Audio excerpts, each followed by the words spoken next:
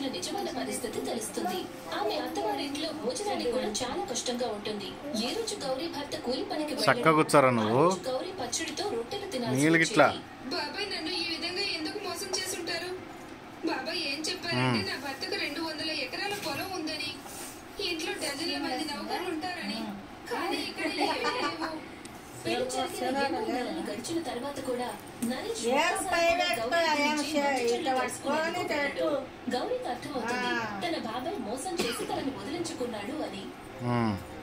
గౌరీ వచ్చినప్పుడు తనతో పాటు తెచ్చుకున్న నాన్న ఫోటోని ఎదురుగా పెట్టుకుని రోజు ఏడుస్తుంటుంది. ఒకరోజు కలుస్తుంది. ఆ కళలో ఆమె తండ్రి ఆమెతో ఇలా చెప్తాడు, నువ్వన్నా కరెక్ట్ మూడైపోతుంది. నేను నీకు ఏం కావాలనుకున్నా నువ్వు నా ఫోటోను అడిగి తీసుకో. తర్వాతి రోజు గౌరీ నిద్ర లేచి చూసేసరికి తన తండ్రి మీద పడుకుని ఉంటుంది. తన తండ్రి ఫోటో ఆమె ఎదురుగా తగిలించి ఉంటుంది. నరేష్ అతని భార్య ఎలా వచ్చావు? నిన్ను ఎవరు ఇక్కడికి తీసుకొచ్చారు?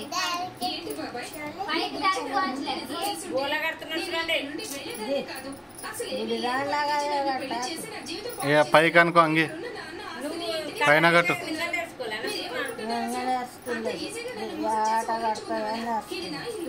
వినండి, నేను బ్రతికున్నంత వరకు ప్రతి వస్తువు మీద నాకే అధికారం ఉంటుంది. అప్పుడు నరేష్ తన నిజ స్వరూపం ఇప్పుడు మీ నాన్న బ్రతకలేడు. రెండు తగిలించాలంటే ఏడుస్తూ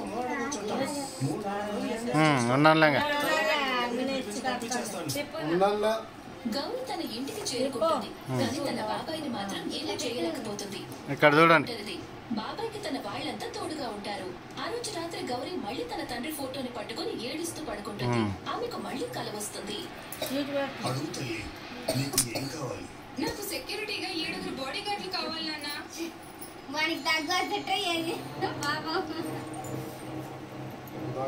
తర్వాతి రోజు గౌరీ నిద్ర లేచేసరికి 7 వస్తాదులు ఎదురుగా ఉంటారు. గౌరీ నరేష్ దగ్గరికి వెళ్లి ఇలా అంటుంది, బాబాయ్ మీరు నన్ను ఇంట్లో నుండి పంపించాలన్నా, బలవంతంగా నన్ను అత్తారింటికి పంపించాలనుకున్నా ఈ 7 మీకు బాగా మర్యాద చేస్తారు.